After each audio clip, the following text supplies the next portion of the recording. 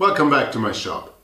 This was a simple little project that I built for two purposes. One, I wanted my kids to have some storage solution in their playhouse because the toys were littered all over the floor, and so I thought I'd build something that fits in with the rest of the playhouse, and I had already built a ledge door from this material, so that seemed a good choice. And of course, using up these old boards frees up space in the workshop because I have plenty of old wood that I'd like to get rid of, so I thought, why not build an upcycled box like this? Even if it was a simple project, I realized that I have one area in which I still struggle. Well, I have many, but this is one, and that's getting the proportions right.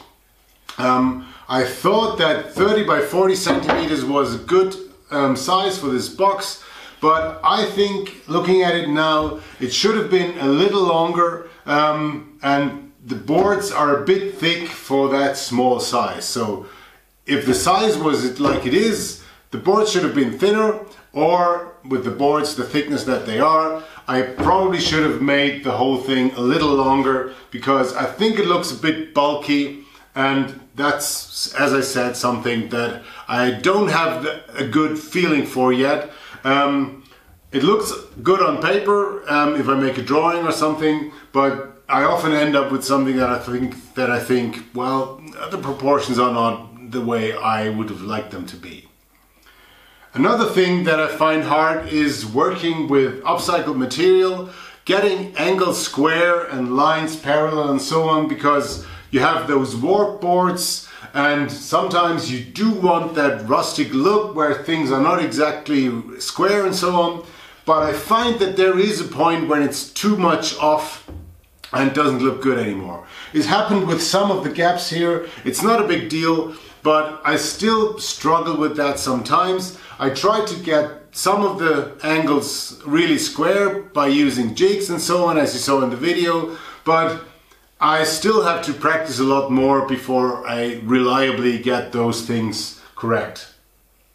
Finally, one thing I was really surprised by is how many meters of board actually went into this thing. I thought I could build two of those, but in this box I had to use 6.5 meters of boards. So the material that I had only was enough for one, and I think if you look at it, it just looks like a small box and you would never think that there are so many meters of boards in it, but there you have it, that's it. It's still something that I underestimate sometimes when I make a guess of how much material I'm going to need.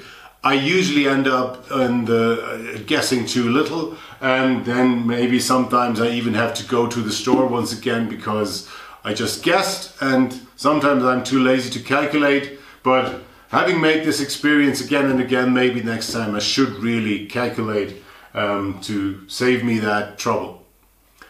Anyway, I'm really pleased with the box as it is, apart from those small shortcomings that I just mentioned. The kids like it, they can sit on it, they can put their stuff on it, and now they have one more sitting, one more place to sit on in their playhouse, which is good because sometimes kids had to sit on the floor.